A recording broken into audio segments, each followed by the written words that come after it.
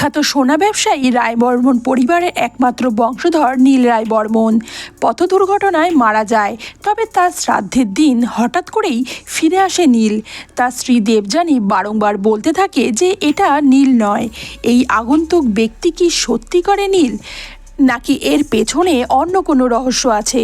অচিন্ত আইচ কি পারবে সত্যিটা খুঁজে বার করতে?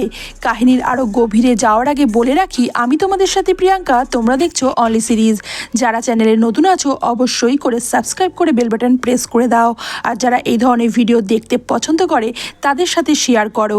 মনে রাখবে, তোমাদের একটা লাইক অ্যান্ড শেয়ার এই ধরনের ভিডিও তৈরি করতে আমাদের অনেক উৎসাহী করে। কাহিনী শুরুতেই দেখানো হয় এক ট্রাক ড্রাইভার নির্জন একটি রাস্তা দিয়ে যাচ্ছিল। তখনই তার চোখে পড়ে একটি গাড়ি। তারা দেখে বুঝতে পারে গাড়িটি অ্যাক্সিডেন্ট হয়েছে এবং ঘটনাস্থলে তারা নেমে গিয়ে দেখে যে এক ব্যক্তি মারা গেছে এবং মহিলাটি বেঁচে রয়েছে। তাকে তারা রেস্কিউ করে। অন্যদিকে দেখানো হয় অচিন্তর সাথে গীতার বিয়ে হয়েছে এবং দুজনেই নিজ নিজ কাজে বেরোচ্ছে। অন্যদিকে যে দুর্ঘটনাটি দেখানো হলো তাতে রায়বর্মন পরিবারের পুত্রবধূ দেবযানী বেঁচে যায় এবং তার স্বামী নীল মারা যায়।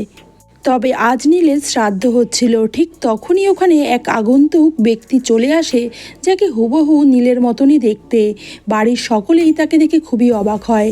নীলের সাথেই এসেছিল হাটখোলা হসপিটালের ডক্টর, যিনি জানান নীল 12 দিন তার কাছে চিকিৎসারত অবস্থায় ছিল এবং নীল কোমায় ছিল। আজ নীলের জ্ঞান ফিরলে নীলকে তিনি এখানে নিয়ে আসেন। নীলকে দেখেই তার মা জড়িয়ে ধরে। ওই বাড়ির অন্য সকলে নীলকে একটু সন্দেহের চোখেই দেখছিল। দেবযানীও চিৎকার করে বলতে শুরু করে, ও নীল নয়। তবে দেবযানীর কথায় কেউই বিশেষ আমল দেয় না। রাতে দেবযানী তার আর নীলের কথা চিন্তা করছিল। তাদের বিয়ের রাতে নীল দেবযানীকে বলেছিল যে আমি যদি হারিয়ে যাই তুমি আমাকে খুঁজে আনবে তো। নীল আর দেবযানী তখনই বুঝতে পারে যে তাদের বাসর রাতে অনেকেই আড়ি পেতেছে। বাড়ির অনেক লোকই তাদের বাসর রাতের কথাবার্তা শুনছে। দেবযানী নীলের স্মৃতিচারণ করছে, ঠিক সেই সময় আগন্তুক নীল সেখানে চলে আসে এবং দেবযানীকে বলে, আমি তো তোমার নীল, আমি তো হারিয়ে গেলাম, তুমি তো খুঁজতে চেষ্টা করলে না। যে কথা শুনে দেবযানী খুবই ভয় পেয়ে যায়। নীল দেবযানীকে দড়িয়ে ধরলে দেবযানী নীলকে ছাড়িয়ে দেয় এবং বলে, তুমি আমার নীল নও। দেবযানী ভয়ে প্রাণপণে সেখান থেকে পালিয়ে যাওয়ার চেষ্টা করে, তবে পড়ে যায় এবং পড়ে গিয়ে নিজের থুতনির জায়গাটা কেটে ফেলে। তারপরে ওখান থেকে কোনো মতে পালিয়ে যায়। নীল দেবযানী এই বিহেভিয়ার দেখে খুবই বিরক্ত হয়। অন্যদিকে অচিন্ত আইচ পুলিশ স্টেশনে এসেছিল তার কোনো একটা কেস ফাইল নিয়ে আলোচনা করতে। ঠিক সেই সময় সেখানে চলে আসে দেবযানী এবং বারংবার বলে তাকে বাঁচাতে। দেবযানী বারংবার বলে একজন অন্য ব্যক্তি তার স্বামী সেজে তার বেডরুমে ঢুকে এসেছে এবং নিজের পুরো ঘটনাটা অফিসারকে বললে অফিসার তাকে জল দেয় এবং চুপ করে বসতে বলে। এরপর অফিসার একটা ফোন কল করে এবং দেবযানীকে জানায় তাকে কয়েকজন নিতে আসছে। দেবযানী কিছু বলার আগেই সেখানে চলে আসে দেবযানীর হাজবেন্ড পুলিশ কমিশনারের সাথে এবং দেবযানীকে বোঝানোর চেষ্টা করে যে তার কোথাও ভুল হচ্ছে, সেই নীল। দেবযানী কিছুই বুঝতে চাইছিল না, তাই সকলকে বোঝানোর চেষ্টা করে যে দেবযানীর মানসিক অবস্থা ঠিক নেই। তখনই ওঠার সময় অচিন্ত আইচের সাথে দেবযানীর একটা ধাক্কা লাগে। তারপর প্রায় জোর করেই দেবযানীকে তারা বাড়িতে নিয়ে যায়। এদিকে অচিন্ত বাড়িতে ফিরলে ভীম তাকে একটা ভিডিও দেখায়, যে ভিডিওতে দেখা যাচ্ছে যে নীল বাড়িতে ফিরেছে এবং বাড়ির সকলেই খুবই অবাক হয়ে রয়েছে। অন্যদিকে দেবযানী বাড়িতে ফেরার পর বাড়ির সকলেই ডক্টরকে খবর দেয় এবং বলে তাকে ইঞ্জেকশন দিয়ে ঘুম পাড়িয়ে রাখার জন্য। ডক্টর তাকে 12 ঘন্টা ঘুমিয়ে থাকার মতো ইঞ্জেকশন দেয় এবং সবাই প্রায় হাত ধরেই দেবযানীকে জোর করেই এই ইঞ্জেকশনটা দেওয়ায়। তারপর সকলেই ঘর থেকে বেরিয়ে যায়। দেবযানী কিছুক্ষণ পরে একটু সামান্য জ্ঞান ফিরতেই হাতের সামনে একটা চিরকুট পায় এবং অচিন্ত আইচকে ফোন লাগায়। আসলে যখন পুলিশ স্টেশনে অচিন্ত আইচের সাথে দেবযানী ধাক্কা লাগে তখনই অচিন্ত তার ফোন নাম্বারটা দেবযানীকে দিয়ে রেখেছিল। দেবযানী অচিন্তকে ফোন করে বারংবার হেল্প চায়। পরের দিন সকাল হতেই অচিন্ত দেবযানীর কেসটা ফাইল করে, যাতে বলা হয় এক ব্যক্তি নীল সেজে তাদের বাড়িতে ঢুকে পড়েছে এবং তার ওপরে জোর করছে। এই হলো মিস ঈশানী, যে রায়বর্মন পরিবারের একজন লয়ার। এবং ঈশানী ঘটনাটা জানতে পেরে অচিন্ত আইচকে নিজের চেম্বারে ডাকে এবং এই কেসটা উইথড্র করার জন্য তাকে বিশাল অ্যামাউন্টের একটা টাকা অফার করে। তবে অচিন্ত তার অফারটা রিফিউজ করে সেখান থেকে বেরিয়ে যায়। এই কেসটা ট্রায়াল পরের দিন থাকায় দেবযানী খুবই ভয় পেয়েছিল। তবে অচিন্ত নিজেই গিয়ে দেবযানীর বাড়ির সকলের সামনে দিয়ে তাকে বের করে নিয়ে আসে। অন্যদিকে একটি পুকুর থেকে উদ্ধার হয় 30 বছর বয়সী একটি ছেলের মৃতদেহ।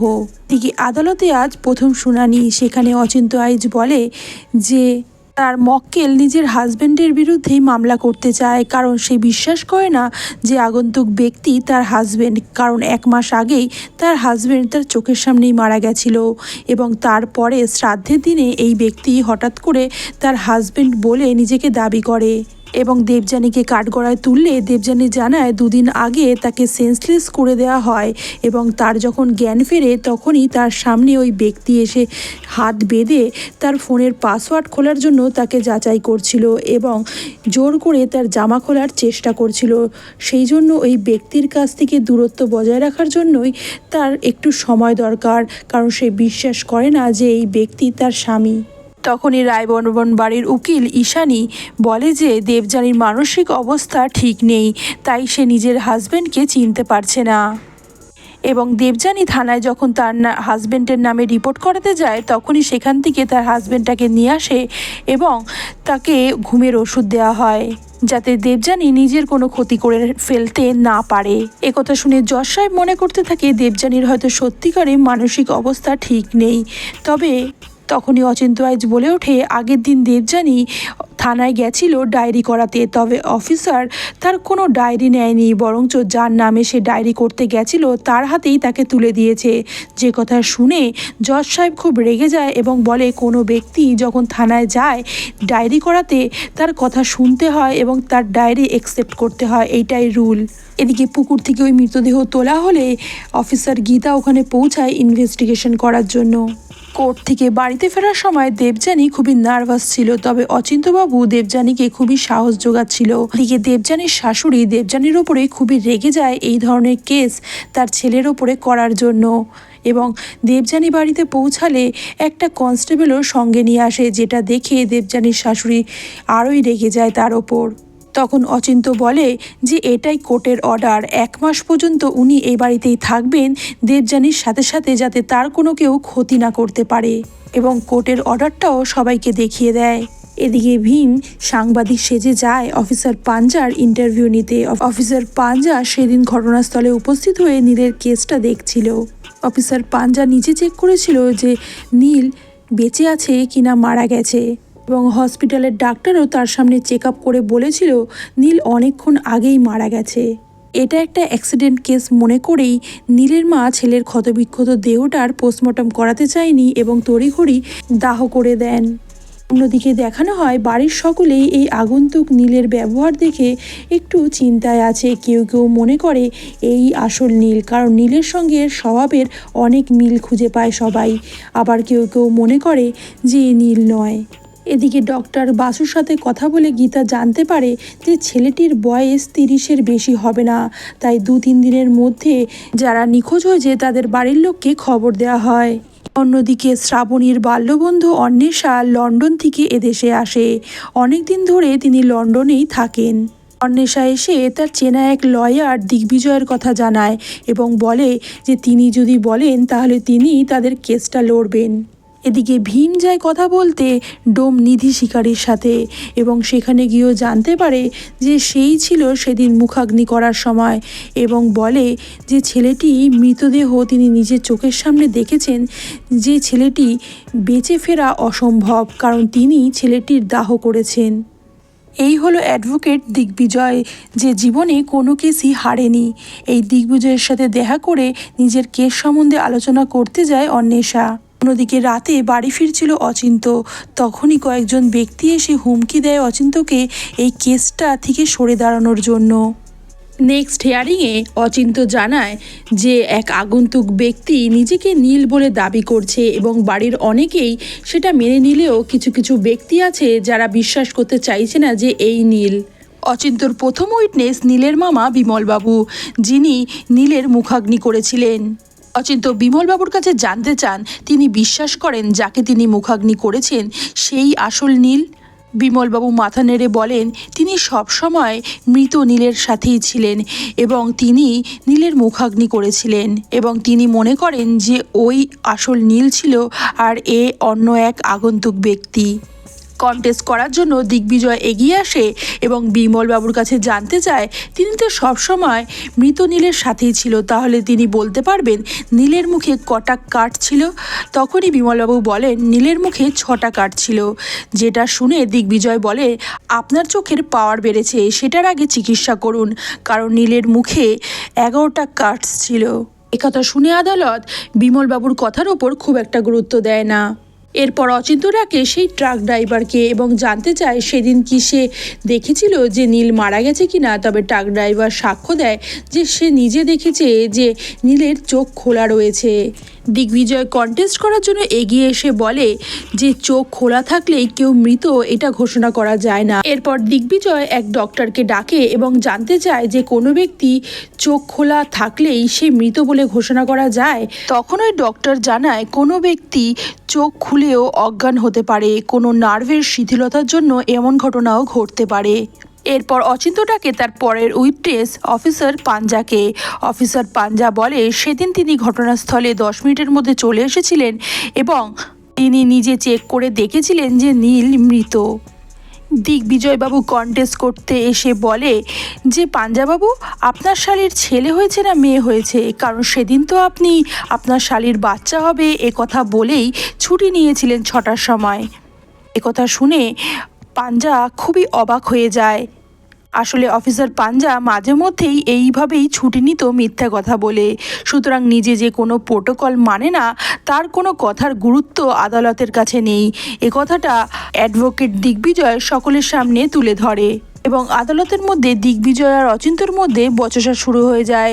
কোর্ট দুজনকেই শান্ত হতে বলে এবং বলে যে পাঞ্জা কোনো প্রোটোকল মানে না, তাই পাঞ্জার কোনো কথাই এখানে গ্রাহ্য হবে না। এরপর অচিন্ত সেই ডক্টরকে ডাকে যে নীলকে ডেথ সার্টিফিকেট দিয়েছিল।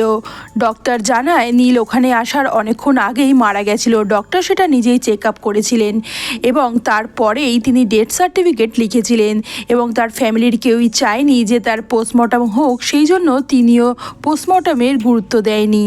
টেস্ট করতে উঠে দিগ্বিজয় ওই ডক্টরকে বলে যে এমন কোনো ঘটনা কি আগে ঘটেনি যে মৃত্যু বলে ঘোষণা হয়ে যাওয়ার পর কোনো ব্যক্তি আবার বেঁচে ফিরেছে। ডক্টর মাথা নেড়ে হ্যাঁ বলেন।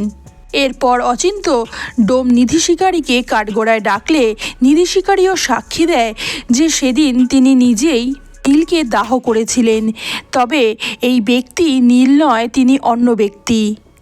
তখনই অ্যাডভোকেট দিগ্বিজয় কন্টেস্ট করতে উঠে নিধি শিকারীর কাছে জানতে চান তিনি কি ড্রিঙ্কস করেন।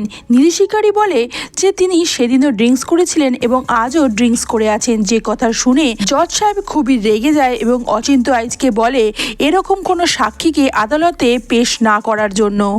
এদিকে অচিন্ত দেবযানীর কাছে নীলের কিছু মেডিকেল রিপোর্টস চেয়ে পাঠায়। এদিকে ভীম যায় নীলের প্রিয় বন্ধু রিয়ানের সাথে দেখা করতে।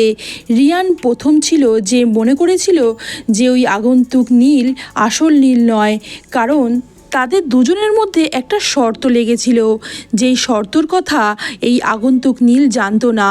তার শ্রাদ্ধের দিন নীল যখন ফিরে আসে রিয়ান তার সাথে দেখা করতে গেছিল, কিন্তু নীল রিয়ানের কোনো কথাই বুঝতে পারছিল না, যেটা দেখে রিয়ানের সন্দেহ হয়েছিল এ আসল নীল নয়।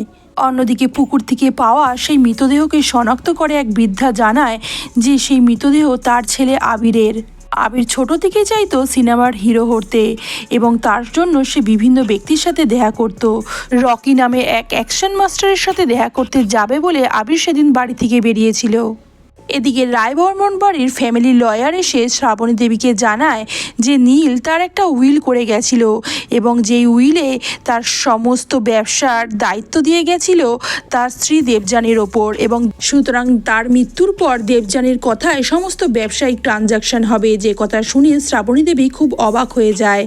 তখনই দেবযানী সেখানে আসলে শ্রাবণী দেবী বলে আমার ছেলেটাকে শেষ করার জন্য উঠে পড়ে লেগেছো তাই তো, শুধু তোমার সম্পত্তি চাই। দেবযানী কোনো কথার উত্তর দেয় না। এদিকে অ্যাকশন মাস্টার রকির সাথে দেখা করতে যায় গীতা।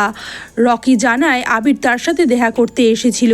রকি আবিরকে জানিয়েছিল সিনেমার হিরো হতে গেলে হয় তার আছে অনেক টাকা থাকতে হবে, না হলে তাকে ভালো প্রডিউসারের খোঁজ করতে হবে যে তার উপরে টাকা লাগাবে।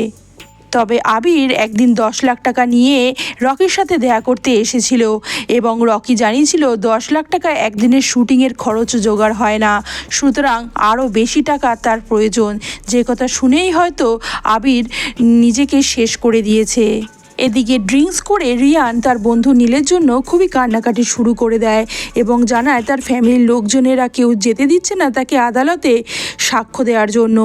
তখনই সেখানে চলে আসে অচিন্ত এবং বলে সিক্রেট উইটনেস হওয়ার জন্য, যাতে তাকে কেউ দেখতেও পারবে না এবং চিনতেও পারবে না। রিয়ান তার কথায় রাজি হয়ে যায়। পরের দিন আদালতে অচিন্ত নীলের কাছে জানতে চায় তার পকেটে এখন অ্যান্টিডোট আছে কিনা। আসলে নীলের বাদামে অ্যালার্জি, তাই নীলের পকেটে সবসময় অ্যান্টিডোট রাখা থাকে। কিন্তু জজ সাহেবের কাছে পারমিশন চায় যে নীলকে আদালতের সকলের সামনে বাদাম খেতে হবে। একথা শুনে দিগ্বিজয় প্রোটেস্ট করলেও জজ সাহেব রাজি হয়ে যায় এবং একটা মেডিকেল টিমকে ডাকা হয় এবং সকলের সামনেই নীলকে কিছু বাদাম দেওয়া হয় খাওয়ার জন্য। নীল সকলের সামনেই বাদামটা কনজিউম করে, তবে আধ ঘন্টা পেরিয়ে গেলেও নীলের কোনো অ্যালার্জেটিক রিয়াকশন হয় না। তবে যখন সবাই মনে করে যে নীল হয়তো মিথ্যে কথা বলছে, তখনই হঠাৎ করে নীলের অ্যাংজাইটি শুরু হয়ে যায় এবং নীল প্রায় নিস্তেজ হয়ে পড়তে থাকে। তখনই নীলের মা চিৎকার করে বলে যে অ্যান্টিডোটটা নে বাবা, তুই অ্যান্টিডোটটা নে। তখন সেখানে থাকা ডক্টর নীলের পায়ে সেই ইঞ্জেকশনটা দিয়ে দেয় এবং নীলের প্রাণ রক্ষা হয়। নীলের অবস্থা এতটাই শোচনীয় ছিল যে কেউ কোনো কথা বলতে পারে না। সেদিনকের মতো শুনানি বন্ধ হয়ে যায়। ঘটনা ফ্ল্যাশব্যাকে যায় এবং দেখানো হয় নীলের মা শ্রাবণীকে, যে তার বাচ্চা না হওয়ার জন্য খুবই দুঃখ করছিলেন। তখনই তার হাজব্যান্ডের কাছে একটা ফোন আসে এবং তিনি তার স্ত্রীকে বলে তুমি মা হতে পারবে। ঘটনা আবার বর্তমানে আসে এবং বাড়ির সকলে নীলের কাছে জানতে চায় যে তার কিভাবে এই রিয়াকশানটা হলো। নীল বলে কারণ আমি তোমাদের নীল, তাই আমার হয়েছে। যে কথা শুনে বাড়ির সকলেই চুপ করে যায়। এদিকে অচিন্তকে জজ সাহেব ওয়ার্নিং দিয়ে ছেড়ে দেয় যাতে এই রকম ঘটনা তার আদালতে আর না হয়। দিকে আবিরের ফোন লোকেশন ট্র্যাক করে আবির কোথায় কোথায় ছিল তার একটা সিসিটিভি ফুটেজ চেয়ে পাঠায় গীতা এবং সিসিটিভি ফুটেজ চেক করে সে লক্ষ্য করে যে যেদিন নীলের মৃতদেহকে দাহ করা হয়েছিল শ্মশানে, সেদিনই সেই শ্মশানে এসেছিল আবির এবং তাকে নিয়ে গেছে ওখান থেকে রকি, যেটা দেখে খুবই অবাক হয়ে যায় গীতা এবং আনুমানিকভাবে পরের দিন রাত্রিবেলায় মারা যায় আবির। গীতা বাড়িতে এসে অচিন্তর কাছে জানতে চায় যে তার কেসের মধ্যে আবির বা রকি নামের কোনো ব্যক্তির নাম কি আছে কিনা। অচিন্ত জানায় এরকম কোনো নাম তার কাছে নেই। খনি গীতা জানায় আবির মণ্ডলের মৃত্যুর মেন সাসপেক্ট হচ্ছে রকি এবং এই রকি দেবযানীর পাড়ায় থাকে, যেটা তাকে খুব ভাবাচ্ছে। এদিকে পরের শুনানিতে রিয়ানকে নিয়ে আসা হয় সিক্রেট উইটনেস হিসাবে এবং রিয়ান জানায় নীল আর রিয়ানের মধ্যে ঠিক হয়েছিল তাদের মধ্যে যে আগে মারা যাবে তার শ্রাদ্ধের দিন অন্যজন নিজেকে শেষ করে ফেলবে এবং রিয়ান নিজেকে শেষ করতে যাচ্ছিল অমনি সময়ই সে খবর পায় যে নীল ফিরে এসেছে। তাই সে সঙ্গে সঙ্গে নীলের সাথে দেখা করতে গেছিল, কিন্তু নীলের তার কোনো কথাই মনে ছিল না, যেটা দেখে তার বিশ্বাস হয়েছিল যে এ নীল নয়। এদিকে নীল আর রিয়ান ছোটবেলায় একটা কন্ডোম পেয়েছিল, যেটা তারা তার স্কুলের একটি গাছের তলায় লুকিয়ে রেখেছিল একটা বক্সে করে। কয়েকদিন আগে তাদের রিউনিয়ন হয় এবং তখনই তারা স্কুলে গিয়ে ওই বক্সটা মাটি খুঁড়ে বার করে। বক্সে কি আছে জিজ্ঞাসা করলে নীল সেটারও উত্তর দিতে পারে না। দিগ্বিজয়বাবু বলেন এত বড় অ্যাক্সিডেন্ট পর নীলের কিছু কথা মনে নাই থাকতে পারে। কোর্টও সেই কথাই সমর্থন করে। পরে অচিন্ত দেবযানীকে কাঠগোড়ায় ডাকে এবং জানতে চায় তার সাথে নীলের প্রথম আলাপ কীভাবে হয়েছিল। দেবযানী জানায় নীল বাইক চালাচ্ছিল এবং রিয়ান তার পেছনে বসেছিল। অমনি সময় অ্যাক্সিডেন্ট হয় এবং রিয়ানের হাতের একটা বোন মিসপ্লেস হয়ে যায় এবং রিয়ানকে ডক্টর দেখানোর জন্য তারা নিয়ে এসেছিল তাদের নার্সিংহোমে এবং তখনই প্রথম দেখা হয়ে যায় দেবযানী আর নীলের সাথে এবং প্রথম দেখাতেই দেবযানীকে ভালো লেগে যায় নীলের এবং নীল দেবযানীকে কফি খেতে যাওয়ার জন্য বলে। অচিন্ত দেবযানীর কাছে জানতে চায় নীলের শরীরে কোনো বার্থমার্ক আছে কিনা। দেবযানী জানায় তার পিঠে একটা বার্থমার্ক আছে এবং অচিন্ত নীলকে সেটা কোর্টে দেখাতে বললে জজ সাহেব পারমিশন দেয় এবং নীল যখন নিজের জামাটা সরায় তার পিঠে বার্থমার্কসটা দেখা যায়। এরপর দিগ্বিজয়বাবু প্রমাণ করতে চায় এই আসল নীল, তাই সকলের সামনে নীলের একটা লাই ডিটেকটিভ চেক করতে চায় যাতে নীল সফলও হয়। নীল সমস্ত প্রশ্নের উত্তর ঠিকভাবে দিচ্ছিল, যাতে প্রমাণ হচ্ছিল নীল সবই সত্যি বলছে। রাতে অচিন্তর সাথে দেখা হয় ছোট্ট তুতুলের। তুতুল জানায় তাদের স্কুল থেকে প্রজেক্ট করতে দিয়েছে মহাভারত নিয়ে লেখার জন্য।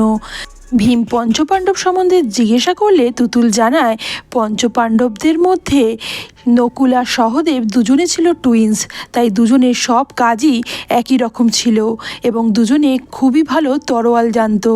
পরের দিনই অচিন্ত তার পাড়ার একটি ছেলের কাছে লন্ডনে থাকা কোনো এক মহিলা সম্বন্ধে ইনফরমেশন দিতে বলে। এদিকে গীতা রকিকে থানায় ডেকে পাঠায় এবং দেখে যে রকি এবং আবিরের শেষ ফোন লোকেশন একই জায়গায় দেখাচ্ছিল। সুতরাং এই জন্যই তাকে জিজ্ঞাসাবাদ করার জন্য কাস্টাডিতে নেয় গীতা। অন্যদিকে আজকে যখন কেসের শুনানি শুরু হয় তখনই অচিন্তকে তার পাড়ার ছেলেটি সেই ইনফরমেশনটা এসে দেয় এবং যেটা দেখে অচিন্ত খুবই অবাক হয়ে যায়। অচিন্ত শ্রাবণী দেবীর বাল্যবন্ধু অন্বেষার কাছে কয়েকটা প্রশ্ন জিজ্ঞাসা করার অনুমতি চাইলে জজ সাহেব তার অনুমতি দেয় এবং অন্বেষাকে কয়েকটা কোশ্চেন জিজ্ঞাসা করতে থাকে অচিন্ত প্রথমেই জানতে চায় নীল কি কখনো তার সাথে দেখা করতে লন্ডনে গেছিল। অন্বেষা জানায় নীল কখনোই লন্ডনে যায়নি, কারণ নীলের লং ফ্লাইটে ফোবিয়া ছিল। তখনই অচিন্ত নীলের সাথে অন্বেষার কিছু ছবি দেখায় যেগুলো লন্ডনের তোলা, যেটা দেখে অন্বেষা বলে এগুলো এআই দিয়ে আপনি করেছেন, এগুলো আসল ছবি নয়। একথা শুনে অচিন্ত বলে এইগুলো কোনোটাই এআই এর ছবি নয়, কারণ এই ছবিটা পোস্ট করেছে আপনারই অফিস কলিগ এবং যেদিন এই ছবিটা পোস্ট করা হয়েছিল সেদিনই নীলের বিয়ে ছিল আর এই দুটো ছবি একই দিনে তোলা। অচিন্ত এবারে বলে আসলে অন্বেষা দেবী বিয়ে করেননি এবং অন্বেষা দেবী আর শ্রাবণী দেবী দুজনে মিলে একটি টুইন্সকে অ্যাডপ্ট করেছিলেন এবং যাদের মধ্যে একজন নীল আর অন্যজন গোগল। গোগল নিজে একজন সাইকিয়াট্রিস্ট, তাই গোগলের যখন টেস্ট করা হলো গোগল নিজের নার্ভ শিথিল করে কিভাবে উত্তর দিতে হয় সেটা নিজে ভালো মতোই জানতো এবং ওই টেস্টেও ভালোভাবেই পাশ করলো। তাই অনেক কিছুতেই নীল আর গোগলের মধ্যে মিল রয়েছে। তবে গোগল লং ফ্লাইটে কোনো অসুবিধা হয় না, কিন্তু নীল লং ফ্লাইটে ফোবিয়া ছিল। আর আমার ধারণা নীলকে হয়তো দত্তক নেওয়ার কথাটি জানানো হয়নি, নীল জানতোই না যে নীলকে দত্তক নেওয়া হয়েছে। নীলের মৃত্যুর পর শ্রাবণী দেবী যখন জানতে পারলো যে সমস্ত সম্পত্তির মালিকানা নীল দিয়ে গেছে তার স্ত্রীকে, সেগুলো নিজের হাতে হস্তগত করার জন্যই তিনি এই প্ল্যান করলেন। সব কথা শুনে জজ সাহেব পরের শুনানির জন্য অপেক্ষা করতে বললেন। এদিকে দেবযানীও খুবই খুশি হয়, কারণ কেসটা তার ফরে যাচ্ছিল। ঠিক তখনই গীতা অচিন্তকে ফোন করে জানায় আবির বলে যে ছেলেটি মারা গেছে সে নীলের মুখাগ্নির দিন নীলের মায়ের সাথে দেখা করতে গেছিল এবং তারপরেই তার মৃত্যু হয়েছে। এ কথা শুনে অচিন্ত কিছু একটা গণ্ডগোলের আঁচ করে এবং পরের দিনই ভীমকে পাঠায় এক বৃদ্ধার বাড়িতে খোঁজ খবর নিতে। এই বৃদ্ধা কে কিছুক্ষণ পরেই আমরা সবটা জানতে পারবো। এরপরে অচিন্ত দেখা করতে চায় অ্যাডভোকেট দিগ্বিজয় বাবুর সাথে এবং তার কাছে একটা হেল্প চায়।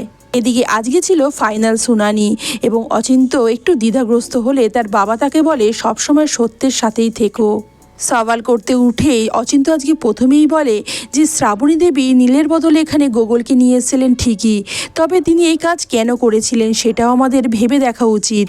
ঠিক তখনই তিনি সেই বৃদ্ধা মহিলাকে কাঠগোড়ায় ডাকেন, যে হলো দেবযানীর পিসি। যে কথা শুনে দেবযানীও খুব অবাক হয়ে যায়। দেবযানীর পিসি বিমলা দেবীকে দেবযানী সম্পর্কে জানতে চাইলে উনি বলেন দেবযানী ছোট থেকেই আমার কাছেই মানুষ হয়েছে, তবে ওর রূপের খুবই অহংকার, সেই জন্য ওর অনেক অ্যাফেয়ার্সও ছিল আর তাদের পাড়ার রকির সঙ্গে ছিল ঘনিষ্ঠ সম্পর্ক। তিনি একবার দেবযানীকে রকির সাথে ফোনে কথা বলতে শুনেছিলেন। দেবযানী রকিকে বলছে তোর যদি বেশি টাকা থাকতো তাহলে আমি তোকেই বিয়ে করতাম, কিন্তু ছোটোর থেকে এত পয়সার অভাব দেখেছি যে আমি গরিব জীবনটা আর বেছে নিতে চাই না।